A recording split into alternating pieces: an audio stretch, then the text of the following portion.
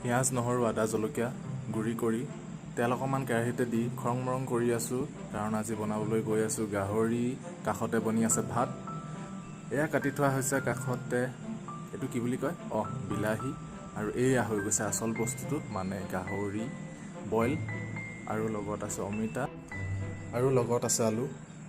ধোঁৱা ওলাই আছে, এইমাত্ৰ বইল কৰি থৈছোঁ। আৰু এয়া এইখিনিনো কি ক'ম, বাকীবিলাক সকলোৱে চিনি পায়। বাকী সকলোৱে যেনেকৈ বনায় তেনেকৈ বনাম বুলি আগবাঢ়িছোঁ। লৰাই থাকিলে বোলে ভাল হয়, বস্তুখিনি ভালদৰে মিলি যায়, খাবলৈও বোলে টেষ্টি হয়, মানুহে কয়। আৰু এয়া দি দিছোঁ বিলাহী কাটি থোৱাখিনি। আৰুনো কি কৈ যাম মই, লগে লগে শেষলৈ চাই থাকক। মাংসটো কেনেকুৱা হয় কমেণ্ট কৰিব। দেখি আপোনালোকক খাওঁ লাগেনে নালাগে সেইটো মোক ক'ব। যদি খাওঁ লাগে আকৌ মই পিছত তেনেকৈ বনাবলৈ ট্ৰাই কৰিম।